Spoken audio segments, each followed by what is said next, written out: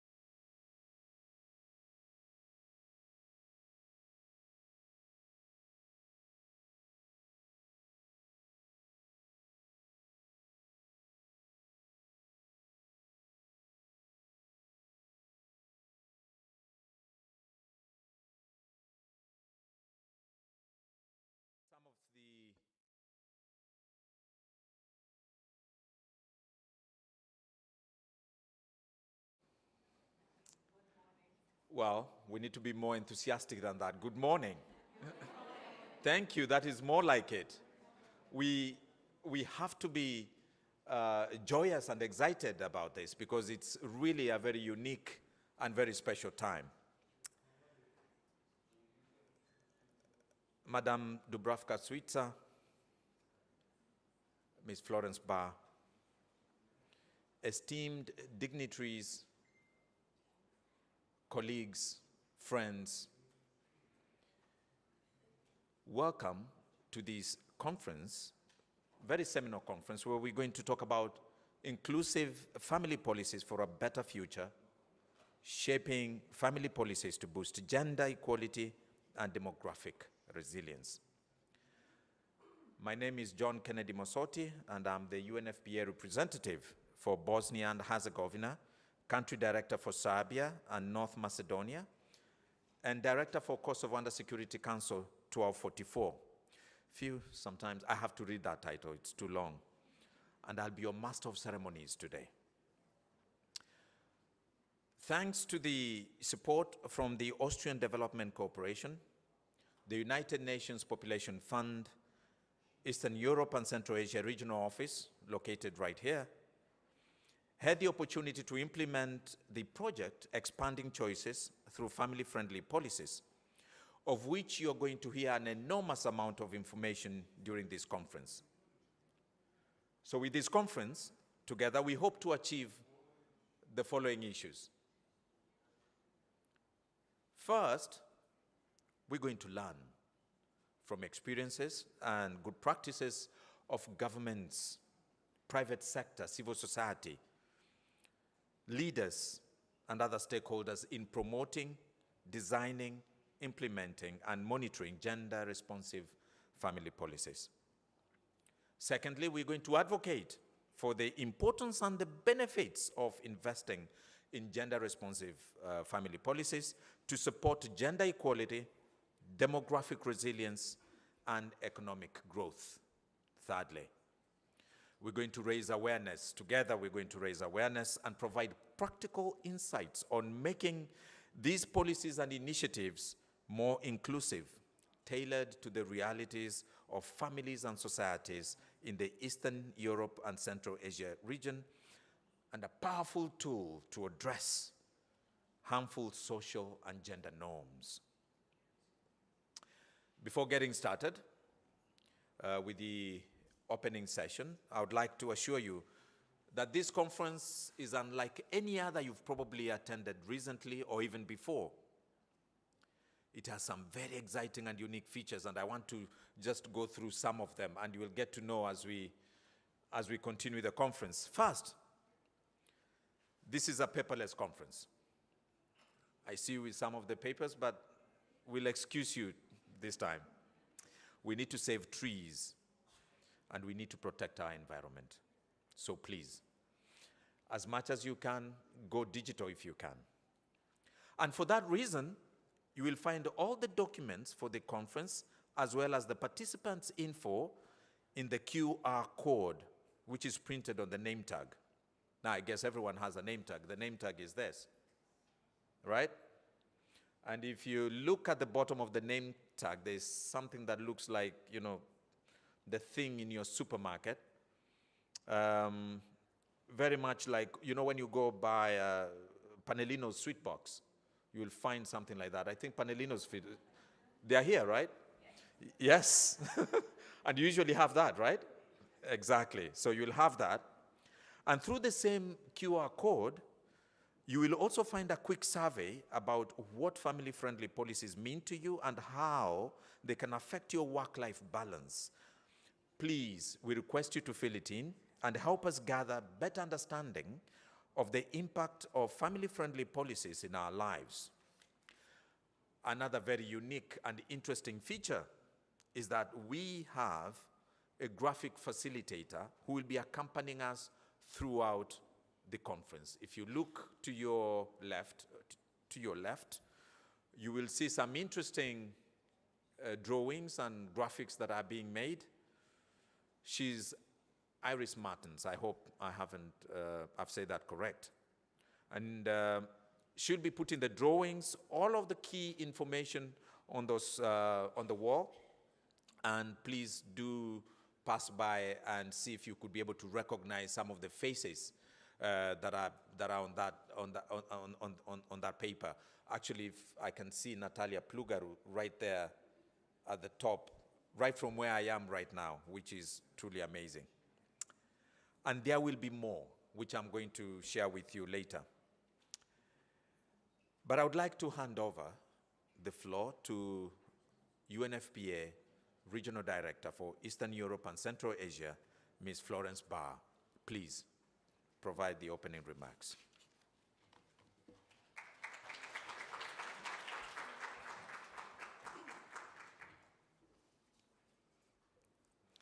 I will starting apologize that I still have a piece of paper, but Madam Vice President, so it's a very much welcome. It's an honor to have you here. Deputy Minister from Turkey, thank you so much for hosting the event, for hosting our regional office, for hosting our country office. Such a pleasure to work and cooperate together with you. And welcome, I'm so happy to see a full room. We have today representatives from 12 countries, representatives from government, including policymakers. We have parliamentarians, representatives from the private sector, representatives of civil society, colleagues from the UN, other UN agencies. So such a pleasure to be here together because we are opening a conference on a fundamental topic. As you know, we're going to talk about inclusive policies, family policies.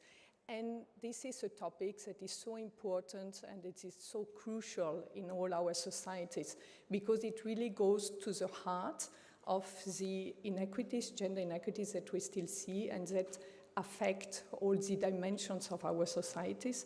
It goes to the heart of norms, stereotypes, practices, and that we know that still impact many of our countries, and that basically result in holding back progress for individuals, for societies, for families, in particular to grapple and to face the different challenges that society are experiencing, including demographic changes, which, as we know, it's in a very important moment right now where the world will reach 8 billion in a couple of weeks, and this with very different kind of demographic challenges that we have, with some countries still facing an increase in the population, but many countries of this region facing and having to deal with a shrinking population.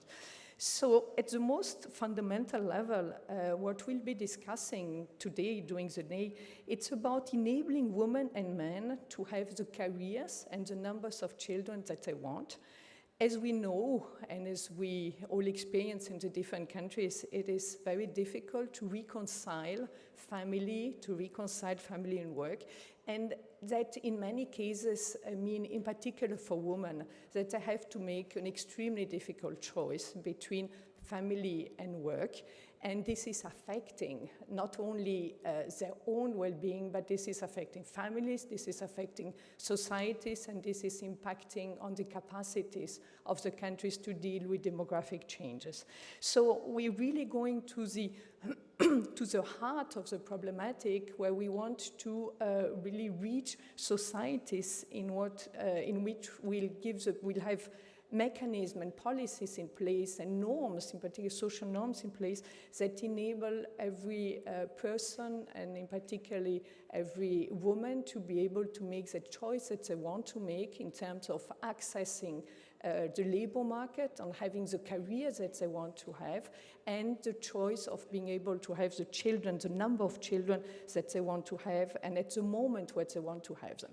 And this is fundamental. It will enable societies to deal, as I said, with the demographic trends and to face the different challenges that we have in many countries of our region with the immigration, low fertility, and population aging, which by itself it's good news, but which is putting a number of challenges on the country. So what is really very encouraging, and that's why I'm so happy to feel this positive energy in the room, and I'm sure it's going to grow towards the day, that we see that many governments and private sector are recognizing the importance of having this kind of policies in place, and those policies need to be implemented in government and in the private sector because they are good for the well-being of societies, for the resilience of the countries towards demographic changes, and they're good for the private sector because, as I'm sure we will be listening, and from the conversation I had already with different CEOs, they result in very significant change in terms of staff morale and eventually also on the production, on the productivity and on the revenue of the private sector. So I'm very much looking forward to this day to hear about experiences, examples from all of you that you've been already developing, and many of you are role models in this kind of policies at government level and at private sector level. And I'm really much looking forward to the different exchanges that we'll have to be able to jointly see how we can continue to design policies that help societies to face the different challenges that are affecting our regions in the broad sense, European Central Asia region. So I really thank each of you for being here. I know some of you are coming from very far away. Thank you so much for being with us, and very much looking forward to the productive day again. I'll see you in different moments towards the day. Thank you so much.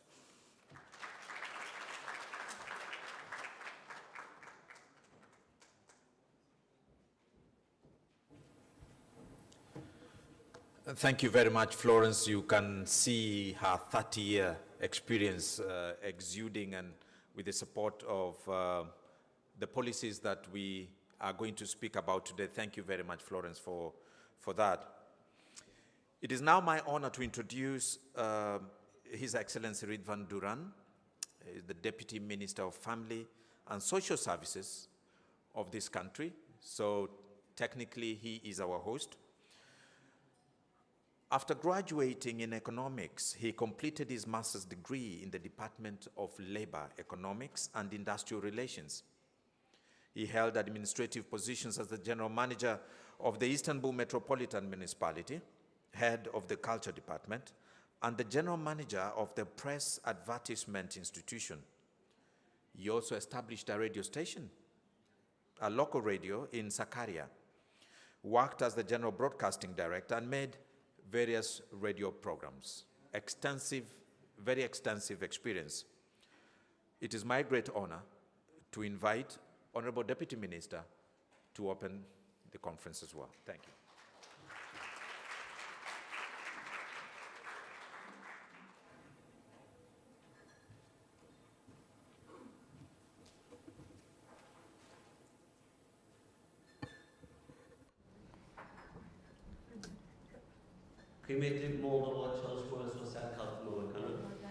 Distinguished Minister of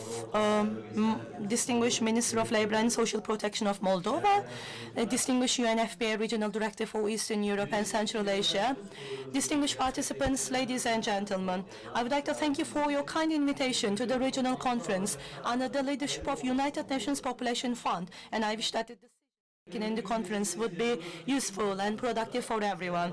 And I would like to take this opportunity to convey and best wishes of our Minister, His Excellency Mr. Yanık, to all the attendants here, and I would like to greet you with utmost love and respect. I would like to also take this opportunity to thank the President and the members of the United Nations Population Fund for their valuable contributions towards the services for the humanity. Our collaboration, which aims to support particularly women, girls and vulnerable groups, continues and it is growing day by day and gaining momentum each and every day. It is crucial for the humanity that every social service and policy implementation which we have developed in our country acquires a universal dimension. It is our common and of pivotal significance and responsibility to ensure that, firstly, fundamental human rights are protected and everyone benefits from social assistance and services in an equal and just way. Distinguished participants, ladies and gentlemen, we see the protection of the institution of family as a very important duty, as we consider it to be the biggest strength in order to teach the cultural identity and values to the next generations against all threat. We, as the Minister of Family and Social Services, with 399 social service centers, we provide access to social services under a single designated roof. As part of the Family Social Support Program, we visit households, like house by house, and determine their needs on site. Since 2017, we have reached 4.3 million households. Aile eğitimi ve With the help iletişimi, of our family hukuk, education iktisat, program, which is medya composed ve of sağlık 5 olmak domains üzere and 28 5 alan, modules, also including 28 family modülden education and oluşan aile communication, eğitim law, programımız ile economics, media and 2013 health. We yılından have bu yana trained 2.9 2.9 milyon million kişiye eğitim individuals verdik. since the year 2013. Birleşmiş Milletler Nüfus Fonu With the işbirliğiyle collaboration aile of eğitim United Nations programlarımızın Population yaygınlaştırılması Fund, yönelik we continue our efforts to extend and disseminate the family Evlilik education öncesi programs. eğitim programlarımızda Our youth who are in preparation to get married benefit from our pre-marriage programs. Since 2013, 1.3 million young individuals have benefited from these programs. Through the family counseling services, we aim to increase the problem-solving capacity of the families. Since 2013, we have offered services to 84,000 applicants. We also offer psychosocial support services in cases of disaster and emergency. We continue to conduct research so that we are able to improve our family structure and values, which we have at the moment. Ladies and gentlemen, distinguished guests, we can present new models of social policy practices about the notion of family, which forms the basis and the fundamental notion of our society, particularly women, through exchange of knowledge and experience. We, as the ministry, consider women as the primary building block of our society and family in every sphere, from health to education, from arts to sports, from bureaucracy to politics. We believe and think that the appreciation of women means the appreciation of family and humanity. We believe that the humanity will rise alongside with women, and families will be much stronger with women. To this end, we have always considered any support that we have provided to women in terms of social assistance and services as a support which is provided directly to the families. We have set a goal which goes along the line of power for women, power for family, powerful Turkey, for the active participation of women in social and economic life.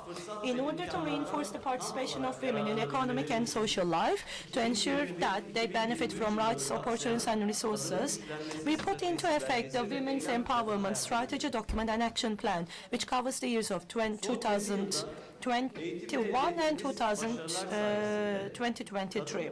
Thanks to our achievements over the last 20 years with regards to the education, the literacy rate among women rose from 79% to 95.3%.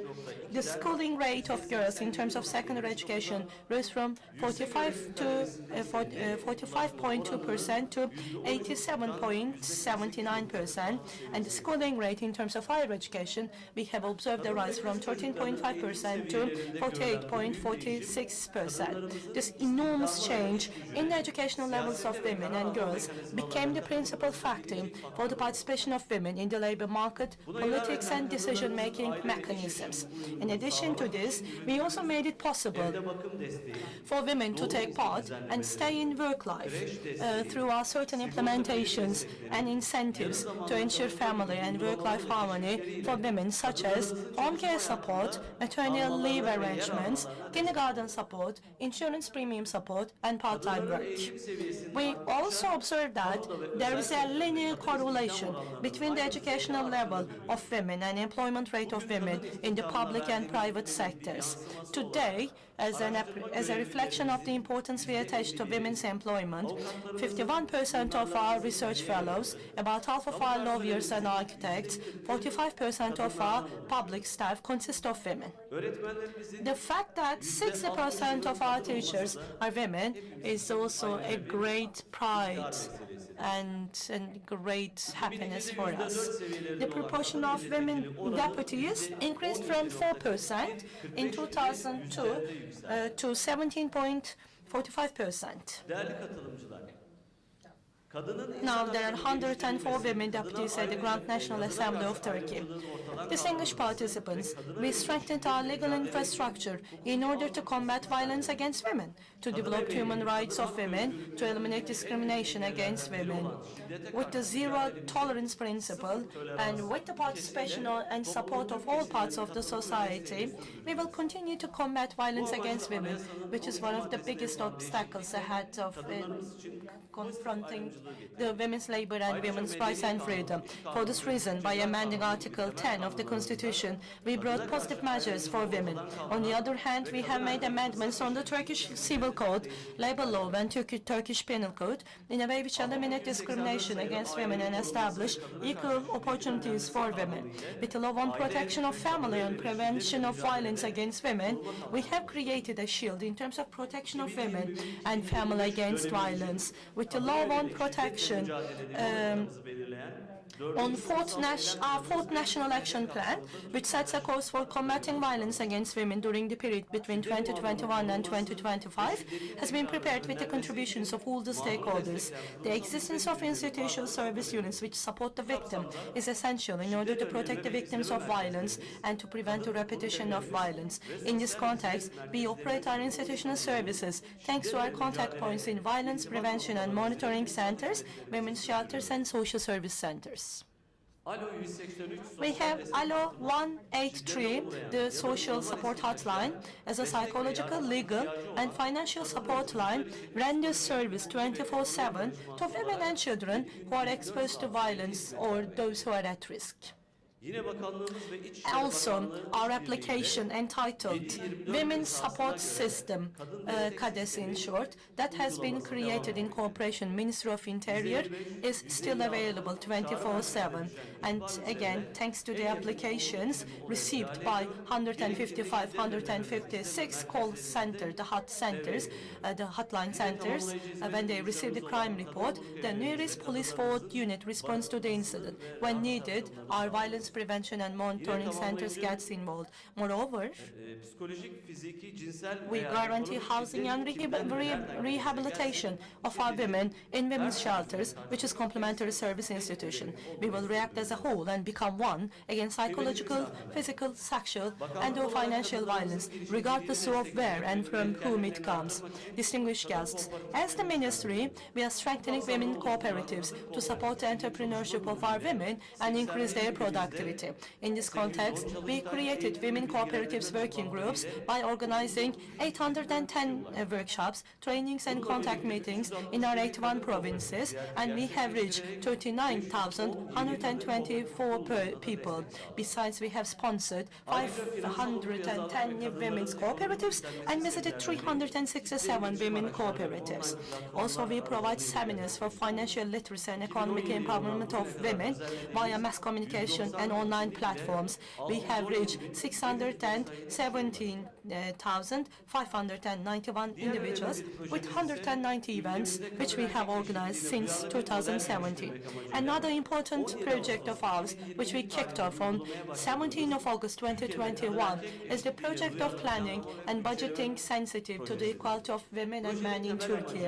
The main target of the project is to strengthen even more women and the equality of women and men through the systematic and sustainable development of planning and budgeting sensitive and responsive to the equality of women and men in Turkey. For the project, Eskişehir, Gaziantep, Kocaeli, and Edirne municipalities have been determined as pilot schemes.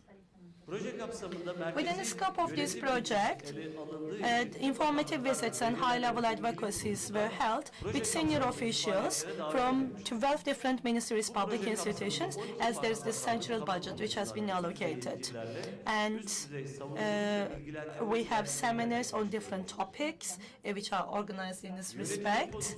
And in addition to this, seminars and awareness were held for the public officers who have administrational regional duties, and 126 kamu görevlisine ulaşıldı. we have reached 126 public officials from 8 different cities, and seminars were held for the member deputies of the Committee on Equal Opportunities for Women and Men and Committee on Planning and Budget of Grand National Assembly of Turkey.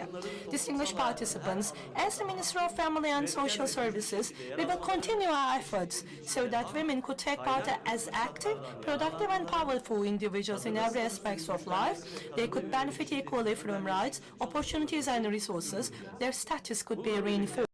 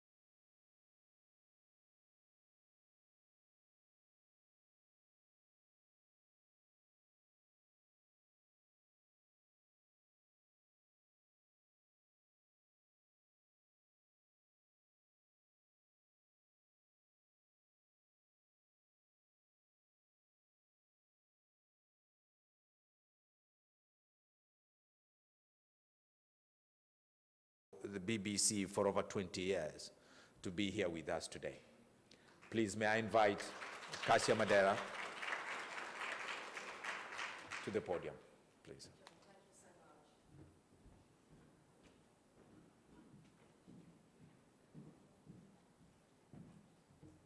John, thank you for such a lovely and a very generous introduction. I'm not sure if I merit it, but thank you, that's very sweet. I am from BBC News. I've worked for the BBC and within broadcasting now for over 20 years. Yes, I'm a little bit long in the tooth, great plastic surgeon. It's a real privilege to be here with you today. It's a real honor. And it's a subject that I am a woman, I have children, and I am deeply involved in this area. I'm from the region as well, so I do a lot of reporting on these subjects, as John so generously said. This is a very important time for us, and I'd like to firstly welcome Madame Vice President, His Excellency, who will be joining us remotely, our esteemed guests as well, you ladies and gentlemen, and of course our guests who are joining us remotely, because this, ladies and gentlemen, is a session which will be streamed remotely. So a very warm welcome to all of you as we really set the tone of what we are going to be discussing. We are, of course, focusing on inclusive family policies, and the aim is to boost gender equality and demographic resilience. We've got a formidable panel to set the scene so that you really get a grasp of what it is that we're doing here today. We've already heard from the Deputy Minister Duran about the incredible measures that Turkey is already implementing. We heard from Florence Bauer about the importance of choice when it comes to what families want to do and to be inclusive about that, because choice is so crucial. So let's please build on that and join me in welcoming my esteemed panel of guests. We will be joined by Madam Vice President of the European Commission for Democracy and Demography, Dubravka, if I could welcome you all on stage. His Excellency Marcel Spatari, Minister of Labour and Social Protection for the Republic of Moldova. We are also once again going to be joined by Florence Barr, the Regional Director of the United Nations Population Fund for Eastern Europe and Central Asia. And Amir Dreskens, the President of COFACE Families Europe, who has been representing 250,000 families, really working with the grassroots. And also Francesco Bellari from the Bocconi University in Italy, an absolute expert, a legend when it comes to demography. Please welcome my guests on stage. Thank you.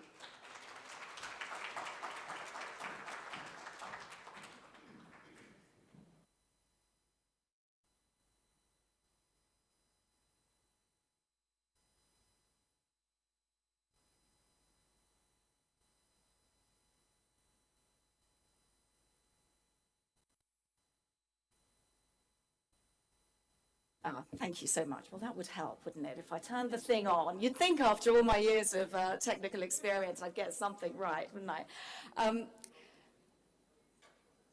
Thank you very much for being here. Thank you for joining us here today. People have traveled from such distances to be with us, but this is such an important topic.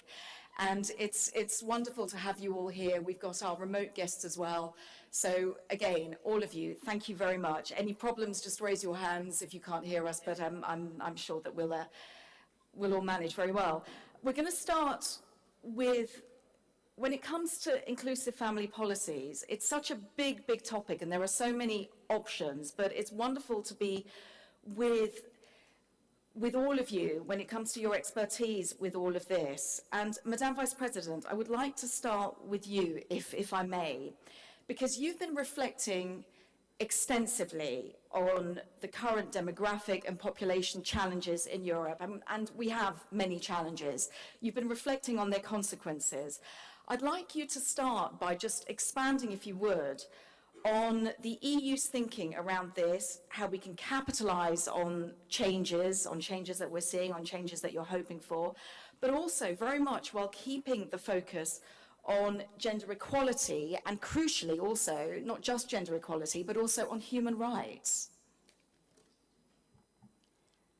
First of all, good morning to everybody, and I want to thank you for inviting me here. And it's a real pleasure to join you and to discuss this important topic of family inclusive policies. Although at the beginning you said that this is a paperless conference, you should have warned us, because my iPad is in my room, so I had to follow my papers. So thank you very much, but I wasn't aware about this. So all of us know that families form the core of our society. It is through families that we live full and prosperous lives. It is through the support of families that we each heal in difficult times. Therefore, it is crucial to keep families at the center of our policy making. As we reflect on life after the COVID-19 pandemic, as we observe the horror of the unfolding aggression in Ukraine, as we work together to find solutions to issues that are both national and global in nature, including demographic change, which you mentioned. Tackling the impact of demographic change is about ensuring that nowhere and no one is left behind. This very real sensation can lead to a loss of faith in democracy and in democratic institutions. So many thanks go to the United Nations Population Fund for organizing today's event, which is timely as it coincides with the work of the European Commission in this field. To set the scene, I am the first ever European Commission Vice President in charge of democracy and demography. So you can see that the importance that the Commission attaches to the demographic issues affecting people's lives, affecting family life, affecting the young and the older people in our society, affecting the way we think about intergenerational solidarity. The European Union is going through a major demographic change. If we are serious about supporting families and assuring the long-term visibility of our economy, then it is essential to create a nurturing environment in which all kinds of families can thrive, no matter what their composition, from single mothers to recomposed families. The Commission continues supporting the well-being of families through a number of policies and measures on climate change, on economic and social matters, on demographic change, and on intergenerational issues. The breadth and depth of demographic change brings both challenges and opportunities. Demographic change affects urban and rural areas differently. Rural regions are more likely to experience population decline, all of you know. Therefore, there can be no one-size-fits-all policy or approach. Across the European Union, and indeed globally, families face similar difficulties in reconciling job with family life. The Work-Life Balance Directive aims at more flexible working arrangements and access to family leave and carers leave. It enables both parents to make equal use of their rights when it comes to parental leave. It facilitates the uptake of parental leave by men so that both parents can return to the labor market as and when they wish. This is very important for us. Since COVID-19, home and work is often the same place. We must find a balance and not let work overtake family life or family time in this new reality. Employers also have a key role to play here. They can adopt family-responsive policies which have a positive effect on employee productivity, on commitment to positive development, and to reduce the desire to seek other employment. So this would be the answer to your question for the beginning. It just goes to show the emphasis and the importance, seeing that you are the first in this role. It's quite a feat, isn't it? It's quite a challenging position to be in, but to be the first in this role, it shows how crucial it is. It is crucial, but we are not thinking at the moment not only about Europe and 27 European countries, but also beyond our borders, because Europe is not an island, and we think that we should look at demography on a global scene, and this is what we are trying to do, and we have many different stakeholders.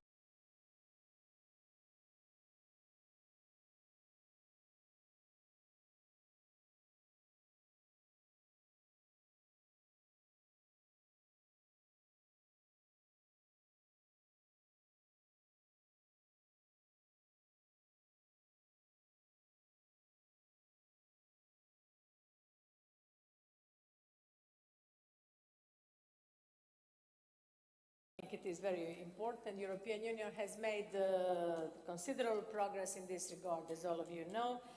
But even today, I must acknowledge that women are still underrepresented in employment and in different other areas. In the European Union, we see a gender employment gap of 11.3 percentage points. 30% of women are working part-time job, and compared to only 8% of men. The gender pay gap is 13%, translating into a higher pension gap of nearly 30%. I know that in other countries, in our neighborhood, the gap is even bigger. So we must do more, definitely. That is why, under my lead, we came forward with European Care Strategy, and we adopted this a month ago. It addresses the unequal sharing of caring responsibilities between women and men. Given that care has a strong gender dimension, we cannot afford to ignore this fact. Women represent the vast majority of care workforce. In the European Union, care responsibilities keep 7.7 million women out of the labor market, compared to 450,000 men. So not having the choice to combine work and care duties, so 450,000 men in comparison to 7.7 million women who cannot be in the labor market because of taking informal care on some member of their families. So they don't have choice to combine work and care. This limits women's participation in the labor market. And it has also consequences for the employment rates, which is significant in the light of demographic aging. All of you know that Europe is an aging continent. Better care services will definitely increase women's labor market in participation and will help to close this gender employment gap, gender pay gap, and gender pension gap. So getting more women into employment would also help to increase employment rates, and I think that the time has indeed come to put care at the center of our policy agenda. So this can bring societal progress and cohesion, and it can also boost jobs and improves the lives of millions of families, carers, and persons in need of care. By building this care package and this care strategy, we took into account demographic trends that have a strong impact on care services, such as changing households trends, with family members now living further apart, and making some traditional care models not possible anymore because we don't live together anymore in some countries, or the fact that fewer children are being born, this is the case, sometimes because quality early childhood education and care services are just not available or not affordable. So we also encourage member states to increase participation in early childhood education and care. The goal is to facilitate women's labor market participation and to enhance the social and cognitive development of children. Around 1/3 of households with needs of long-term care do not use home care services because they cannot afford them. Therefore, care needs to be affordable, accessible, available, and of appropriate quality. Regardless of age, regardless of gender, regardless of social status. So the European Care Strategy sets an agenda to improve the situation for both the carers, caregivers, and care receivers. So our new care strategy complements the European Child Guarantee recommendation, and this recommendation calls on member states to provide for every child at risk of poverty or social exclusion free and effective access to early childhood education, healthy meal, health care, healthy nutrition, adequate housing, and so on. So it is important to ensure funding for these activities, and European Social Fund Plus, for example, supports investment in education, in employment, in work-life balance, and in access to services. Allow me to share a few examples of European Union funding. For example, in Romania, the most disadvantaged students received educational support based on electronic social vouchers. In Croatia, the country I know best, the Make-A-Wish program aimed at employing women from vulnerable groups to care for senior citizens. In Slovenia, the Youth Transition Project supported children with special needs in finding education and jobs. In Greece, the project Harmonization of Family and Occupational Life provides childcare services in all regions of the country, allowing women, especially from low-income families, to participate in the labor market. So these are some of the examples, but there are more. To conclude, I really appreciate the opportunity to share the work of the European Commission on family policies with all of you. Being here today in this beautiful historic city of Istanbul demonstrates the importance of building bridges with each other. This is what we want to do today, to facilitate more in-depth exchange on topics that truly impact the everyday life of our families, with the view to delivering better policies when they're needed most. Each family is a precious and unique environment, no matter how large or how small they are, no matter their chosen composition. Each family has its own story to tell. Achieving more gender equality and better opportunities for both men and women is at the heart of the European Union values, and it can contribute to a constructive narrative for families. Gender-responsive family policies play a key role in addressing these issues and in improving gender equality in the world we live in. Because a happy family means a happy society, a healthy economy and environment, and a resilient democracy fit for the future. And this is the title, similar to the title of your event. Thank you very much. Thank you so much. Madam Vice President, thank you. Each family is precious. It's such a lovely way to end this particular segment. But I just want to focus in on all of you just to think about that statistic that Madam Vice President shared with us when it comes to the number of women being taken out of the labour market, 7.7 million compared to 450,000 men. That is absolutely staggering, and that's something that we must just, in the back of our minds throughout the whole of this conference, just bear that in mind, because it's all about gender equality. But this is a very, very stark statistic that I'm shocked. I will be honest with you, I'm shocked, and it's something I'm sure throughout the day we will be picking up on. Madam Vice President, thank you. We will come back to you shortly, but I just want to bring in His Excellency Marcel Spatari, the Minister of Labour and Social Protection of the Republic of Moldova. Your Excellency, a very warm welcome to you. Your Excellency, you were in Sofia last December for the launch of the Demographic Resilience Programme and Decade of Demographic Resilience. Now, there you had highlighted the importance of gender-responsive friendly family policies in empowering women and in supporting women and, of course, also men. It's important to stress that, men as well, to have the number of children and the types of families that they aspire to. Your Excellency, what was the drive behind this undertaking?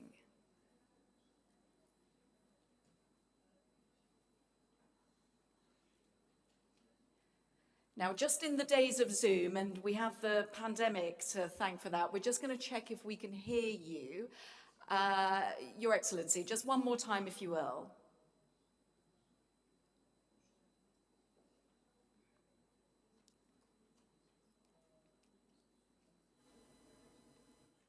Let me try again. That's perfect. We can hear you now, Your Excellency. Thank you so much for your patience. Good morning. We all learned to use teleworking during the pandemic. I'm very honored to participate in this panel, dear Chair, the Vice President, colleagues. Frankly speaking, I would have preferred to be physically in Istanbul, but due to the responsibilities we now have facing the winter period and all the preparations that we are involved in, I had to stay in the country. I would have preferred to be there with you and contribute to restoring the gender balance in the panel. Gender balance goes both ways.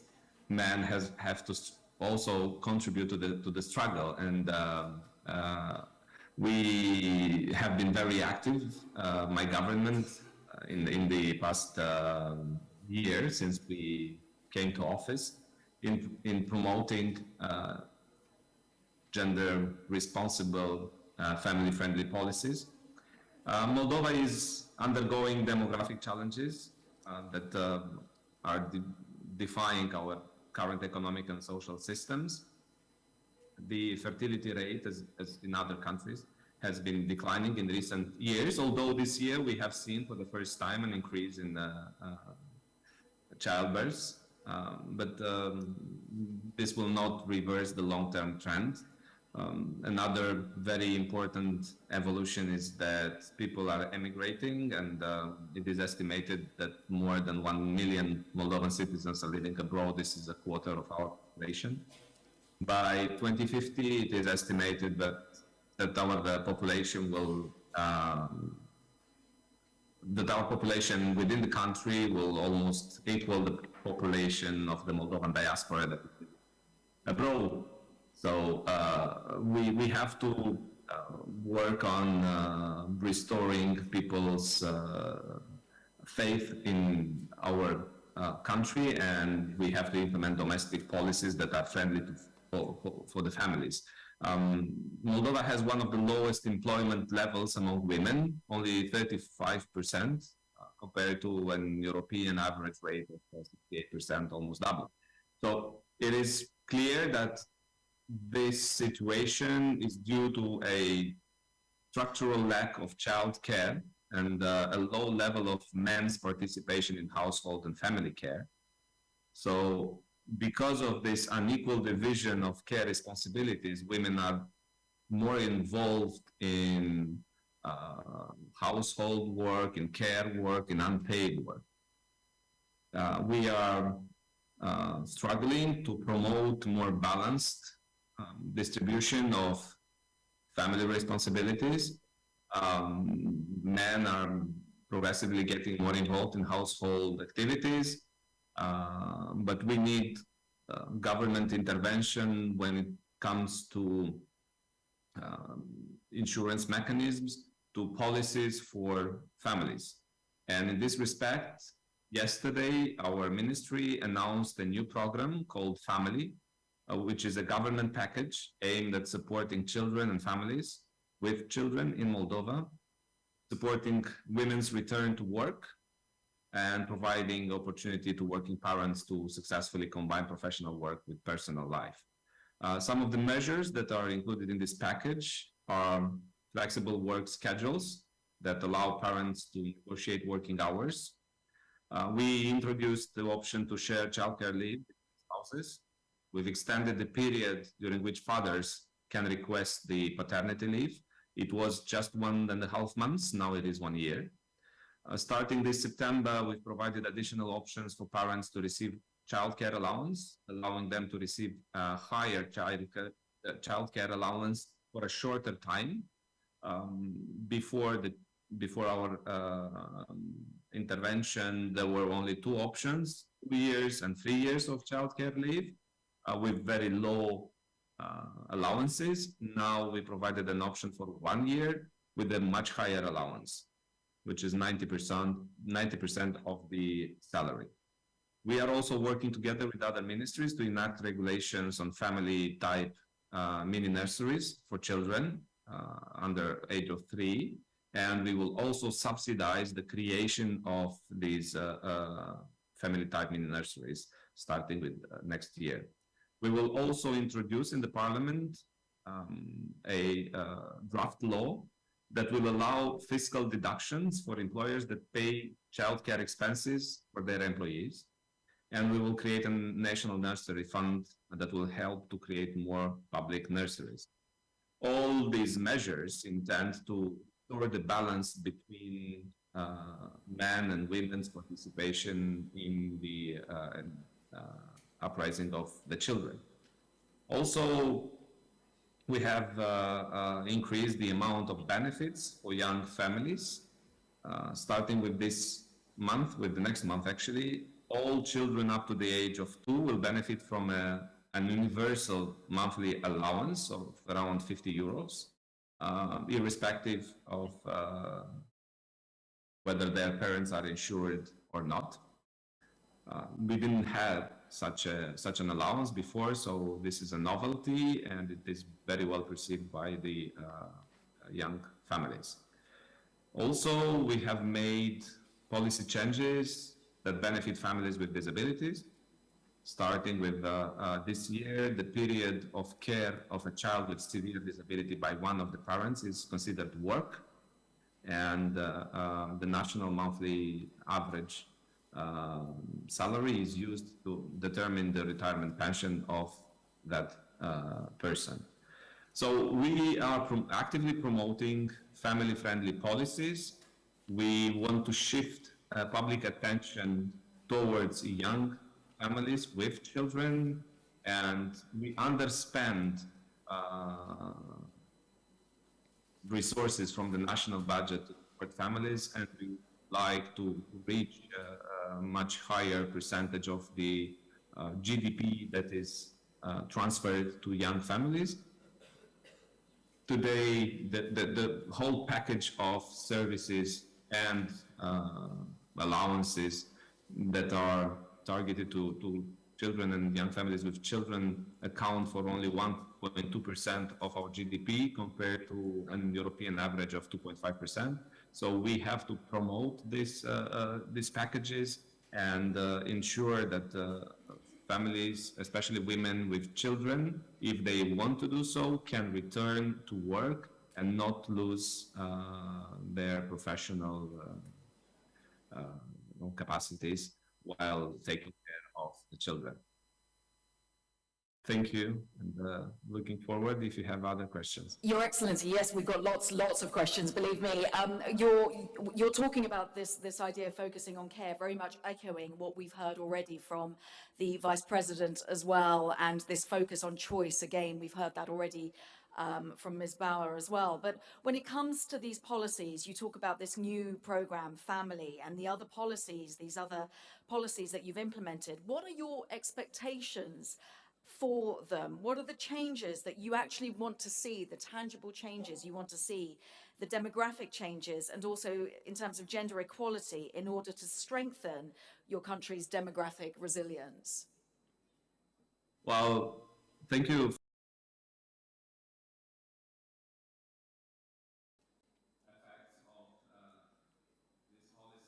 When it comes to demographic trends, we have to adjust to the demographics, and we have to accept the change, and we have to allow young families to choose whether they would like to stay with their children more or whether they would like to return to work. Unfortunately, we have many women that are constrained to stay at home with their children up to the age of 3 or even 4 because they lack services, daycare services for their babies. And our public nursery capacity is only 25%, so we can cover with the public nurseries only 25% of the children in our country. So this is a substantial and structural deficit that we have. Well, we estimate that our policies have a great potential to promote equality in the medium and long term, and expand options for women in career, family and fertility aspirations. We see in the surveys that we made that our families would like to have 3 and more babies. In reality, they have around 2 babies. So there is a potential for increasing fertility rate in the country. The implementation of the measures will need also a secondary legislative framework. We will need regulations, and we are counting on the support of international partners in having the best practices, the best European practices and the worldwide practices implemented in our country. So we count on an exchange of best practices, and we are happy to cooperate with the ministries from other countries. Next month, we will visit our colleagues from Azerbaijan, and we will share our experience in this field, and we are all very open to visit other countries as well. Thank you. Thank you so much. It's fascinating to hear how frank you are when it comes to this is not going to happen overnight. These changes take time, and I think all of us need to just bear that in mind. This is something that we're investing in.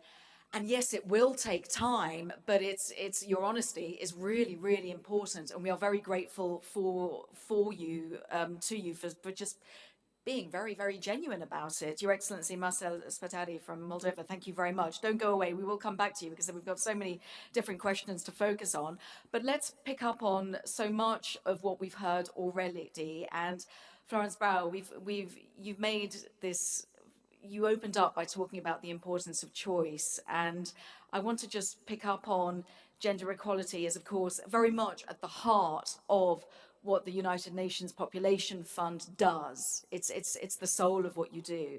So how does the UNFPA in this region tackle the challenges to gender equality, and just how does this relate to tackling the demographic challenges that, as we've been hearing, Europe is facing?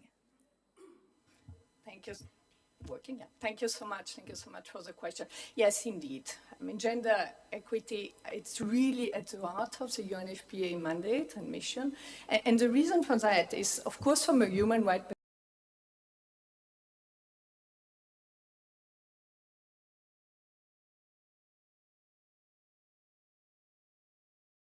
demographic changes being one of them.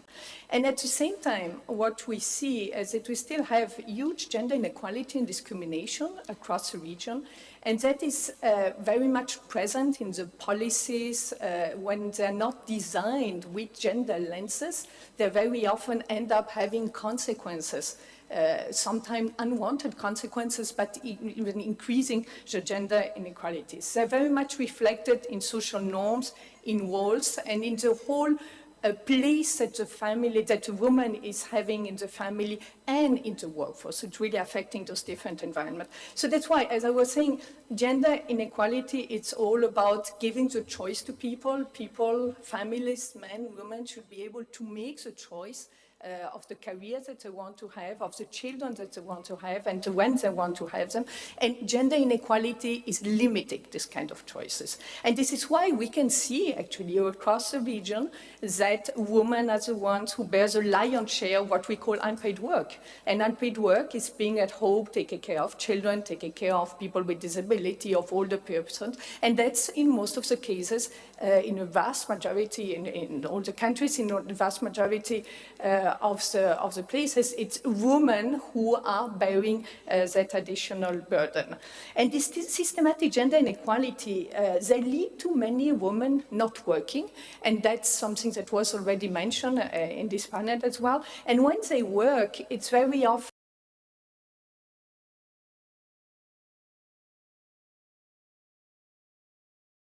kind of a second category kind of job, if we want to call it like this.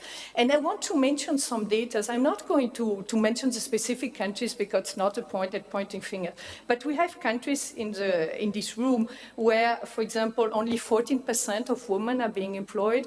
We have countries where the gap between the employment of women and men is above 35 percentage points. And there is a large portion of women who are actually not working, not studying, not at school, and because they're taking care of additional duties, of those duties and domestic duties, and that's 1 in 3 in other many countries that we have in this room. So overall, what we see across the region, that the women spend up to 3 hours more per day and on unpaid work. And actually, when they are working, on average, they earn less, 22% less in the region. So it's difficult for them to work. When they work, they earn less. In addition, they're the ones who are going to work outside the traditional work, let's say, in a company, for example, so when they go back. And when they get to the pension, when they get older, like the Vice President was also mentioned, their pensions are going to be lower. We have countries here where the pension is 20% lower for women than for men. So these are just some examples of the impact that it's having in the access to the workplace. It's also having an impact on fertility. And we know from many studies that UNFPA has undertaken that most women, most families would like to have 2 or more children. And in reality, as you all know in your country, what is happening, some families have no children, have 1 child. In any case, in most of the countries, have less than 2 countries. So it shows this gap between what they would like to have and what they can afford to have because of all these conjunctions of elements.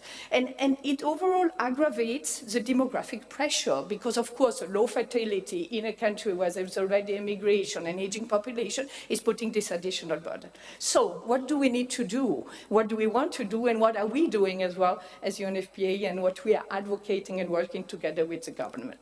First, we need to work on the root causes of gender inequalities. And that's maybe the most complex part, the work that we have to do jointly. It's to really impact on the harmful social and gender norms and stereotypes and practices that still exist. I mean, we know that it's still seen by many people as normal, let's say, that the woman is the one who is going to be at home and having unpaid kind of work, taking care of other people, while the man is the one who is going to earn a salary and be having what we call the breadwinning role. UNFPA is working actually in many countries with the support of the Austrian Development Agency, with the support of the EU, fantastic program once we're working together on gender equality. And what is very interesting is that we do have some positive indicators. And here I will mention the country because that's something very positive happening. For example, in Moldova, we have a study that shows that 60% of the men, they would actually like to be able to spend more time with their children. So that's the kind of social norms that is so important for us to impact on so that we can make the change that we want. Then secondly, we need holistic family policies, as we've been discussing, as we are going to be discussing today. Those policies, they need, of course, to be gender responsive, so really to take the implication of gender and ensure that they're going to benefit the different parts of society, and in particular, men and women. They need to take into account, as Vice President was saying as well, the diversity of the different families that we have, and we have all kinds of different dynamics in family, including single-parent families, for example. And what we overall need about those policies, we need a combination of policies by the government and by the private sector. So policies by the government include, we have been talking access to service, access to daycare service, allowances for children, for people with disability, and on the parental leave, of course. Those are kind of policies that have to be implemented by the government. I know that many governments who are present here, they're doing this.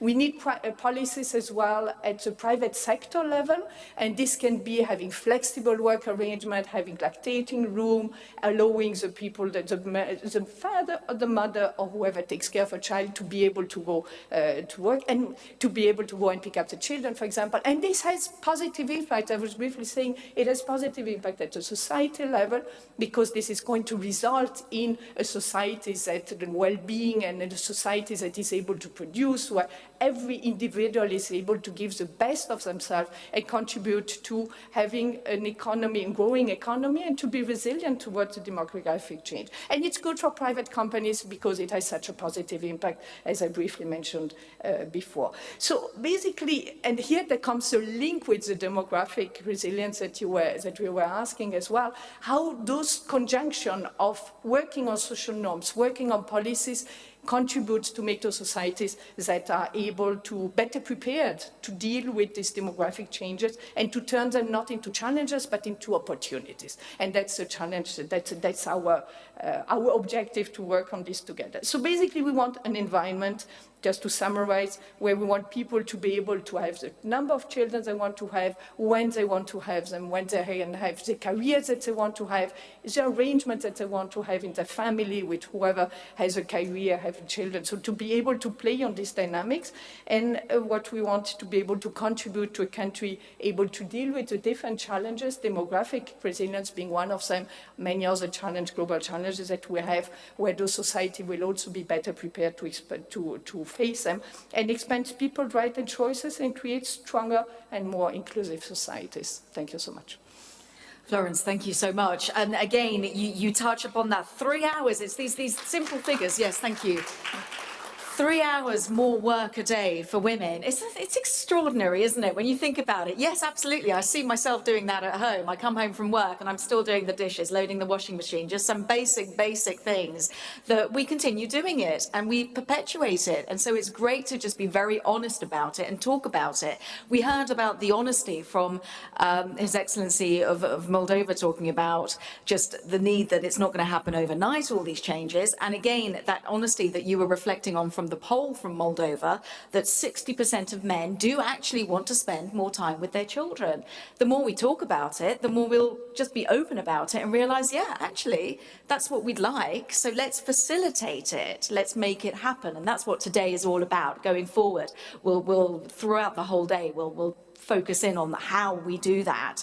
Now, one person who has a lot of experience with direct contact with families themselves Amini Driskians from the COFASE Families Europe organization. I touched upon 250,000 families that you represent. I'm sure there are so many. You've got that ground roots experience. We've been hearing so much about the importance of demographic resilience for societies, and also, as we were just mentioning, the need for this to be done within the frame of gender equality and also human rights.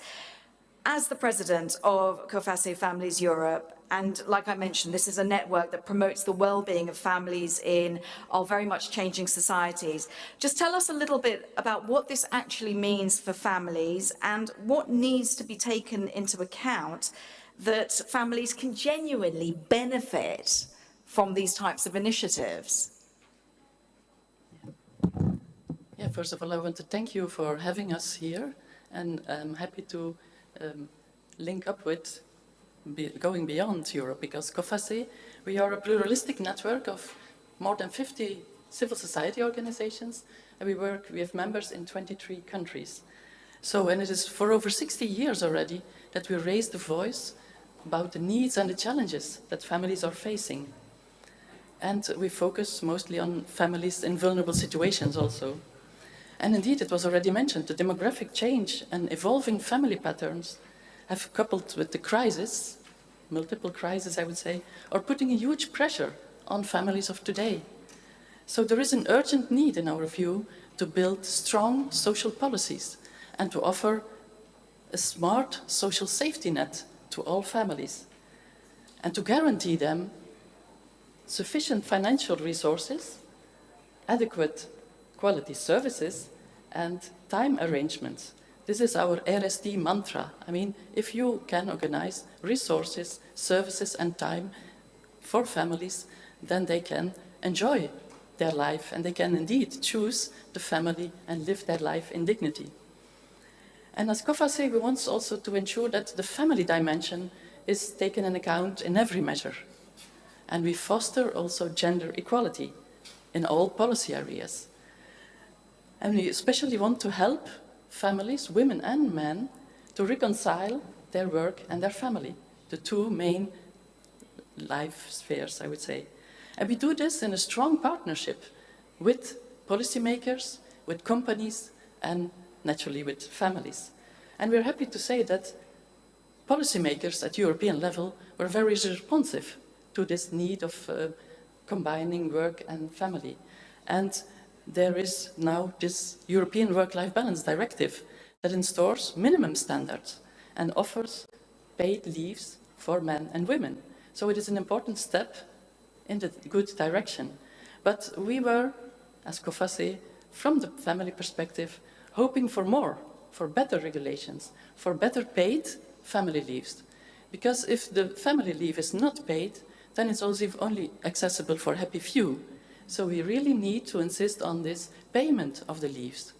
Also, to encourage fathers to take it up. Nowadays, I think it's often that fathers are blamed if they take up the parental leave, and they do not feel happy. But thanks to the European Work-Life Balance Directive, in many countries nowadays, fathers receive family benefits, paternity leave, parental leave, and it is driven by this directive. And this directive is nowadays in transposition. So it means it comes from the European Commission. It is a directive, so it needs to be implemented. We are in fully transposition phase. And as COFASE, our members are taking up this chance to advocate their national governments to go beyond these minimum standards of this European directive and to give better and better paid leaves for mothers and fathers. And we are monitoring this process. As I said, this transposition phase, we are monitoring with members, grassroots level, and we see that there is still much to do, much to be done. But there is also positive news that this directive triggered positive change and ambitious reforms. And I just want to refer to Spain, where there is nowadays a fully paid paternity leave of 16 weeks. That's equal to the maternity leave, so that's really gender balanced, I would say, accessible for men and women, those weeks to take fully paid leave, equal to maternity leave, but also well above the minimum standards of the European Commission, the 10 days that they are proposing. So in another domain that was already mentioned is the care, naturally. We work also a lot on care. We have a lot of family carers in our constituency. And indeed, the pandemic has magnified the need to improve our care systems and to recognize this invisible work of women, family carers, or mostly women. So we need really to recognize this work that has been done, and we need also to relieve family carers by investing in childcare, in elderly care, and on top of that, we need also to redistribute care and to involve more men in the care for families. And you talked a lot about the gender pay gap, the gender pension gap, but in our view, the gender care gap is to be tackled first of all. If we can have more shared care, then we believe that the pay gap and the pension gap will be solved or helped. So, but concerning care, we welcome very much the European care strategy that was mentioned by the Commissioner, and we hope that it will pave the way to recognize really the family carer and also to invest, to encourage member states to invest in childcare. That's so crucial for allowing people to reconcile. We work also with companies, naturally, because they have also their own responsibility. And we want, as COFACE, to drive the change, and we want to shift towards more family-friendly workplaces. And in our latest meeting with the cooperation of the UNFPA, we focused on the good examples, the inspiring practices that are already happening in the field. And I'm glad to see that many companies also today will be focused on become really work-life balance ambassadors. They have understood the business case, I would say. They know that allowing people to reconcile work and family can help avoid the work-family conflict and can help raise the productivity. So what's good for families is also good for the economy. So there are two partners, the governments for legislation, the companies to make it happen at work, but naturally also the families have their role to play. And gender equality in the economy must go hand in hand with gender equality in the family. And it should start in childhood. And you know, toys play an important part in this childhood. And as parents, we are convinced that more neutral toys, more neutral advertising about toys can make a difference. So therefore, we started as COFACE a campaign, Toys and Diversity, and we are building bridges with the toy industry, also big companies in the world, to challenge these stereotypes in toys. And I would say, naturally also, we try to raise awareness about better sharing the care with the families, because also there we need to change it. We don't need to wait until policies are regulating it. We need also to take our homework with us and to discuss about our own family around the kitchen table. And together with Men Engaged, we worked on a nice campaign, Family is Teamwork. And it was also, we launched a game, a bingo game, to encourage parents, fathers, mothers, and children to talk about their household, how they organize themselves, to make them aware about their roles and maybe to shift towards more better and shared care. So I invite you all and encourage you to play the bingo and to also at your house discuss about sharing the care. And last but not least, I would like to say that all over the world, families are in the same storm, but they are not in the same boat. So we need really to focus on those who are in vulnerable situations. It's what I already mentioned. A lot of parents are suffering those days more than others, and they need more support. And as COFACE, we will focus next month, an important conference, on single parents. Single parents have to cope with a lot of responsibilities, and you must know that over 40% of the European population living in single-parent households is at risk of poverty. So that must be a concern if we want really to build inclusive societies. Thank you.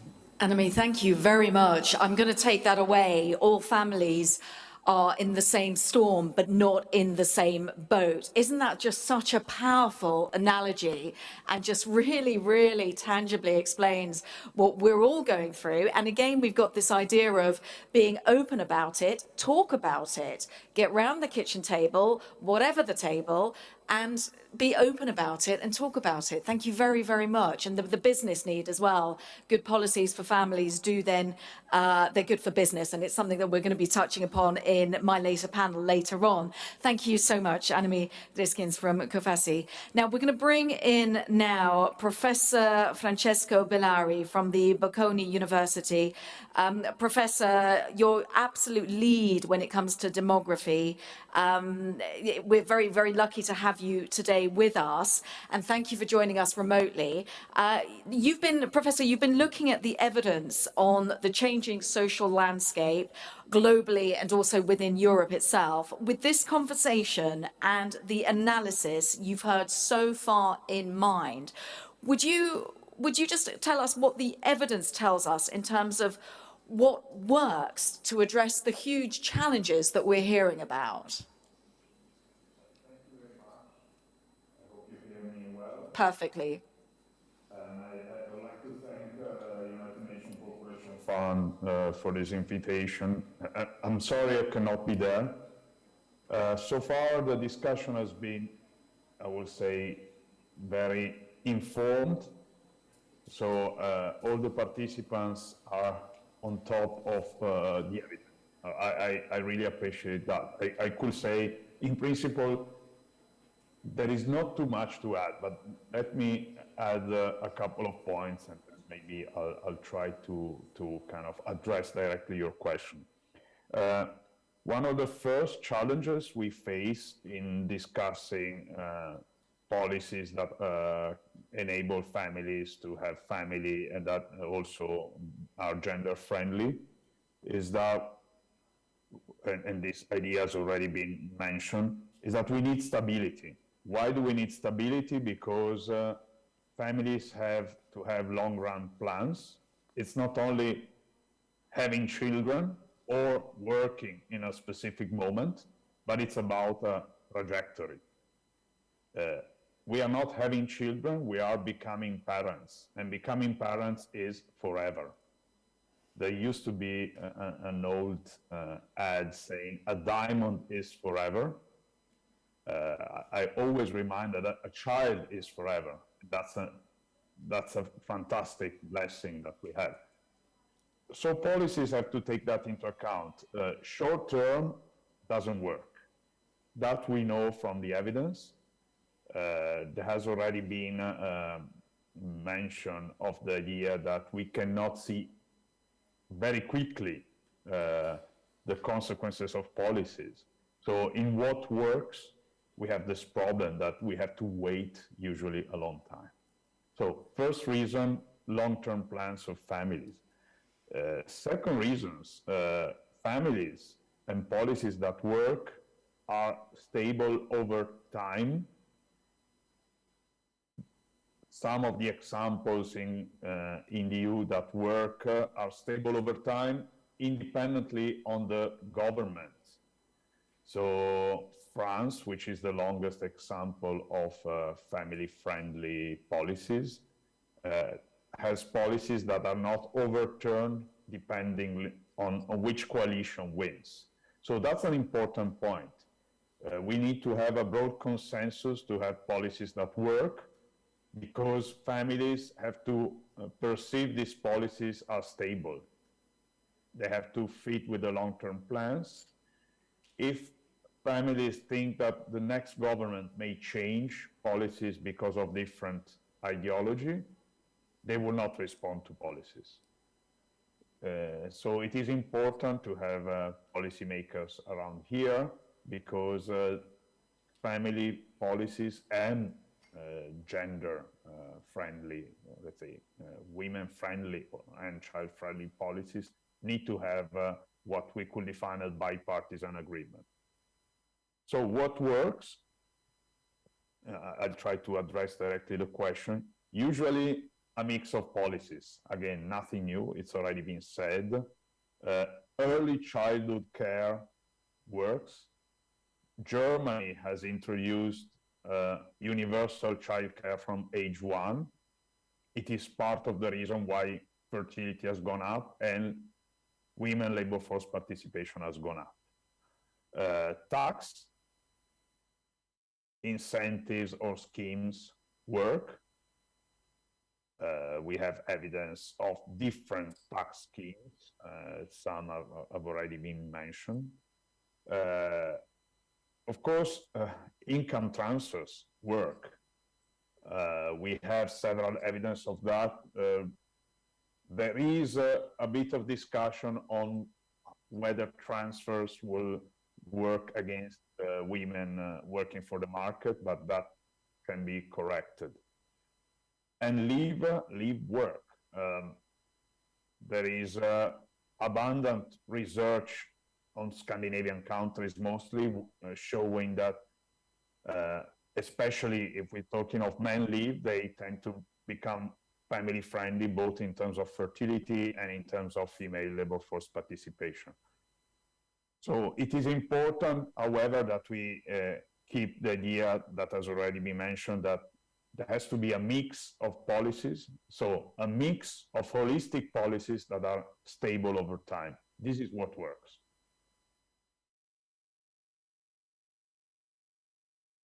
Thank you so much. Again, the stability is something that we'll pick up on from what you said, this stability that is what families need, because as you touched upon, yes, diamonds are forever, but let's face it, a child is priceless. So thank you, Professor, for just sharing some of your initial thoughts. Madam Vice President, if I may come back to you, we heard there, it's this idea of stability for families with different changes, fluctuations. It's very disconcerting for families to make long-term plans. And as the professor so beautifully touched upon, it is families are, children are for life, forever. How we, Annemie already touched upon the European Work-Life Directive. What is something that you really hope to bring in to help people in what is a really challenging time? Thank you. I was listening carefully and I learned a lot today. Yes, we adopted this work-life balance 2-3 years ago, and we are hoping to implement this on the ground. Maybe the key obstacle, if I may say so, is that demography and family policies are the true competencies of member states. So we are recommending. We are giving recommendations, but we are never sure whether this will be implemented on the ground or not. Of course, you are monitoring, as you said, work and life balance should be implemented in 2-3 years, and there are different goals which we imposed, if I may say so. But as you know, social policy is member states' policy. But there is a trend of changing philosophy, and depends really on stability. So I cannot agree more with the professor who said that different ideologies shouldn't change this family policy course which was done by previous government or something like that. So we are looking forward to enabling member states and helping them to implement these policies, but also to use European money. So European funding, European cohesion policy is very important. And we are helping not only member states and European Union countries, but also beyond. This is what we are doing with our IPA funding, with different European Social Fund Plus, helping them to introduce this and to make this sustainable. And this is what I'm looking forward to do all over the world. We are something, we want to be leaders in the world, not only for family policy, but also for child-friendly policies, also for children's rights, also for gender equality, but having in mind that we don't want to impose, but we want to somehow create the environment for these policies which will help our families to thrive. And it's not only families, but our societies. It's good for men, it's good for women, it's good for society, it's good for everyone, and in the end for productivity, as you rightly said. Thank you. Thank you, Madam Vice President. Thank you very much. So the aim, Your Excellency, Marcel Spatari, I'm going to come to you just to forewarn you. Madam Vice President was talking about these ideas that they can be suggested, but not necessarily, not imposed. But what do you take away when you hear about these initiatives? And you touched upon the 1 million or so people emigrating from Moldova. Many of these people will come back with new ideas. How do you listen to them and, as the professor also talked about, not keep chopping and changing as governments change?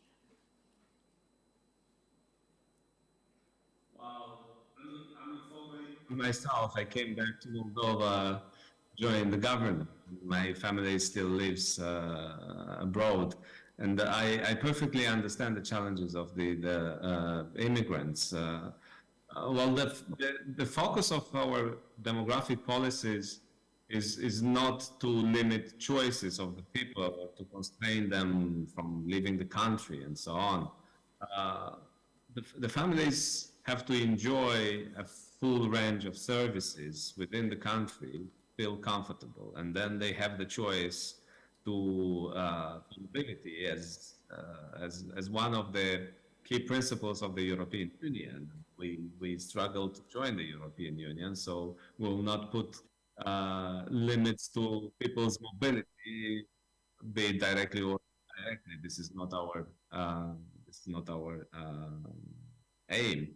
But when it comes to services, to social services and care services in Moldova, we lack a strategy. And we were very happy to learn from the European care strategy, from the documents, from the working document of the Commission staff. We find many similar challenges in Moldova, and this is why we intend to reform the care legal framework.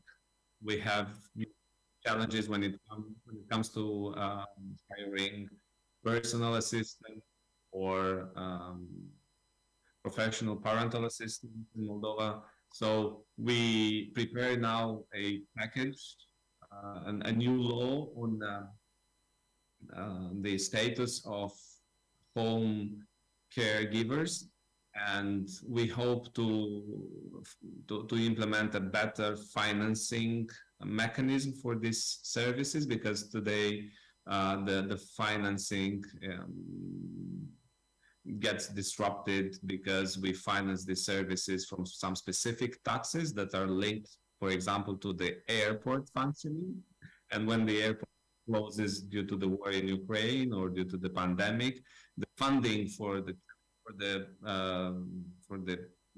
personal assistants, for example, which are providing care to people with severe disability, is halted. So we have to ensure a proper financing to care services, to formal care services. We have to have friendly policies for informal care.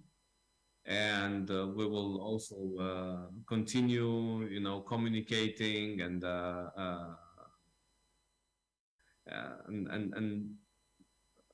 informing the population on the importance of a more balanced sharing of home responsibilities, not only caring, but also other,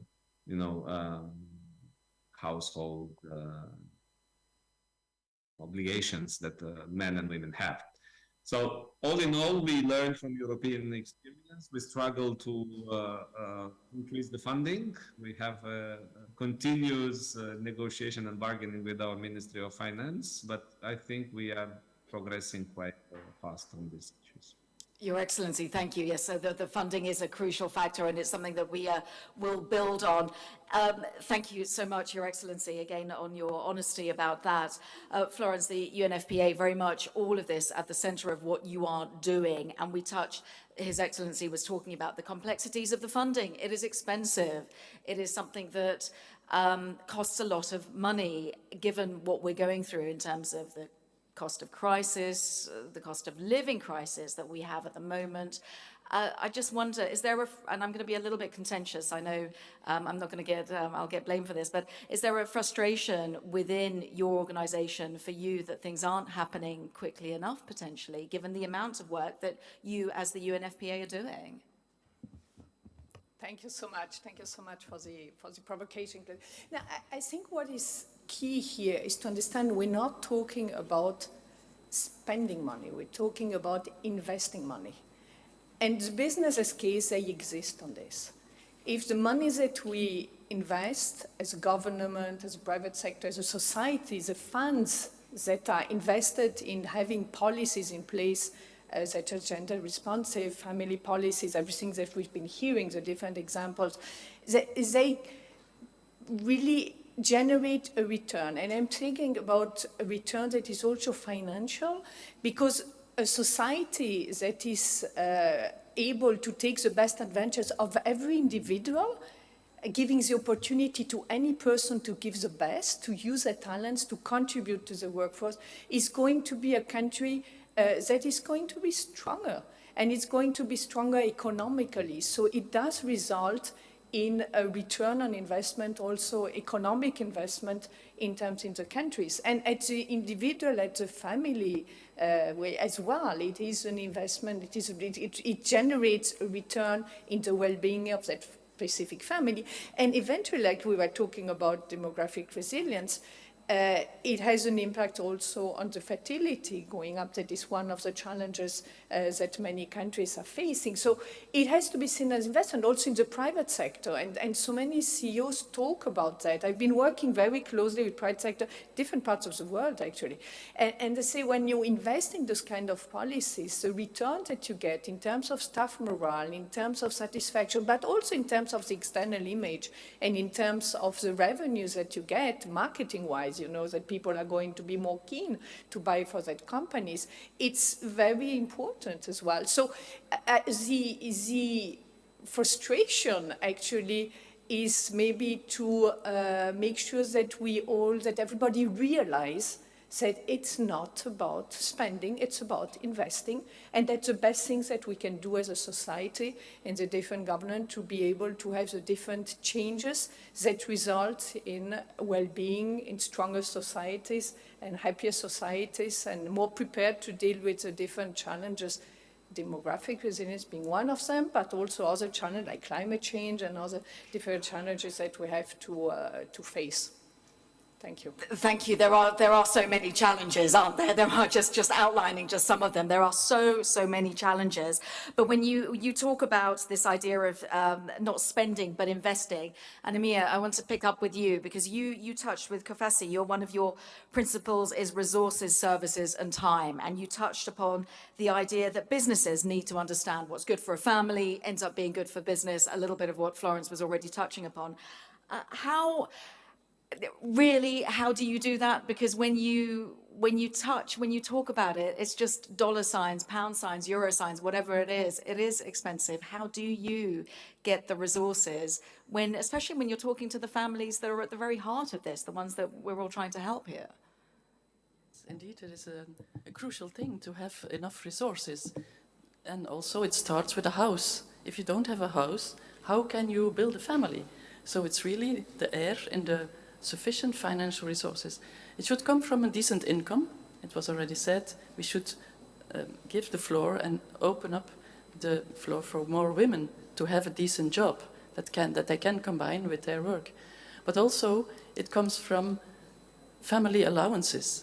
French was mentioned as a good policy and a continuous policy. They invest a lot on child allowances. So every family has an allowance per child to help families, the investment in children, because it's also an investment. As a family choose to make children, to have children, they need to have enough resources to cope with all the cost that it brings. And in my organization, we figured out the cost of a child, and it's really, yes, quite an amount. I don't say that the society should pay all of this, but they should support families in having this and helping them to invest in children. So not only the whole society, but also families must be helped in investing in children. And indeed, the earlier you invest in the well-being in families, the better, because there are a lot of people that are not happy, that are stressed, and it brings a lot of problems. It was mentioned the violence in families, it is caused by the stress. So if you do not invest in the well-being of families, and certainly at this time, a lot of stress is there in the families, you need really to support them all. And we prefer to have automatic financial supports, because a lot of measures are taken with a good idea to reach out to families in vulnerable situations, but they never take it up because they do not know about it. So if you make financial support to families, please make them automatically granted to families in need. Make it accessible and publicize it without talking. Again, it all comes back to without talking and communicating. We lose people, don't we? Professor, I want to just come back to you before we end with some final thoughts from the Madame Vice President. Professor, we've been talking about this need for supporting families, and you touched upon stability. I wonder if you could build on that when we know that politically times are turbulent. I'll be diplomatic with my choice of words. How do you ensure that families do benefit from stability? We are in very troubled waters at the moment.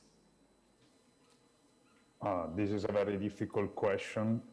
Maybe politicians are better, could give an answer that is more precise on this. My understanding is that when there is a discussion like in this panel, and when there are different political parts that attend to this discussion, we can agree to build policies on evidence.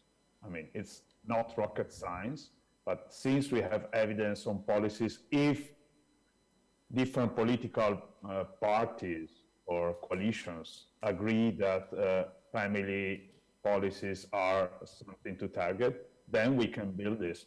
So I'd rather say have an agreement ex ante, discuss specific policies, build on what we know from best practice examples, and then go on to implement a policy, rather than implement a policy as a government and hope that the next government will not change it.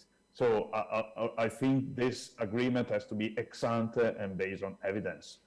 These kind of meetings are exactly what we need to build stable, family-friendly policies. Professor, thank you very much. And it's that point of view from the family that we want to finish, Madame Vice President, if you will. We know the problems. We know that we're here to find solutions to make it easier for families to have choices, all types of families. So what is something in a sentence or two that you want us to take away, that you want the governments, the influencers, the people to take away today that is actually accessible and can change lives? Thank you very much. First of all, I can agree with the statement that this policy, family policy and demographic, is not short-term, even not mid-term, but long-term policies. I'll quote what President von der Leyen told me one day when I started talking on demographics. I'm sorry, but you won't see the results of your work during your political life. having in mind my age, okay. So it's not, I can understand that it's not easy, but at the same time, when I was saying that we are not in charge of demographics directly because the competency is on the member states, what we are doing is exactly what was said here. We are creating environment by different funding, by investing in cohesion policy, by investing in services, by investing in nursery homes, in kindergartens, we are indirectly creating environment for deciding to have more children. So this is always the choice, and we are not interfering into choice, but we are trying to create environment for good family policies. This is what European Union, European Commission is doing. And we expect, of course, member states to use this policy at their maximum. This is what we are doing, and this is about European cohesion, about European funding, and about resources which have been mentioned here. So once again, our care package was very important because we think that 4 A's, this availability, affordability, accessibility, and appropriate quality should be always taken into consideration.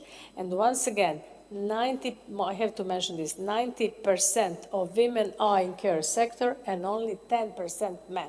So we want to change this because this caregiver's job is totally undervalued. So we want to make this job attractive again, so it should be paid more, and I'm sure that then this gender parity would be better. But of course, it's, as I said, this is a long-term job, and stability, I cannot agree more. Stability is very important, and I hope that new coalitions and new governments all over Europe and all over the world won't change the issues which had been settled by their predecessors. This is very important, and thank you very much for the chance to, for this chance to share with you what we are doing, and hope to. I also learned a lot, I have to admit. I think we all have, Madam Vice President. I hope you do. I hope you see some of these policies actually being implemented. I think Ursula von der Leyen was being somewhat mean and provocative. Thank you so much. Just the final thought, because I don't want to overrun. We've been hearing choice ultimately is at the centre of this. Things aren't going to happen overnight. We know that, but families need stability. And although families are in the same storm, they are not in the same boat. So let's remember that children are more precious than diamonds. You can't put a value. They are priceless and they are forever. So with that note, and on that note, I just want to say a huge, immense thank you to my very esteemed panel, the European Commission Vice President for Democracy and Demography, Dubravka Šuica, thank you so much. His Excellency Marcel Spatari, Minister of Labour and Social Protection at the Republic of Moldova, thank you. Florence Bauer, Regional Director for the United Nations Population Fund for Eastern Europe and Central Asia, thank you. And Emir Dreskens, the President of COFASE Families Europe, and also Professor Francesco Billari from the Bocconi University in Italy. My very big thanks to all of you. Thank you.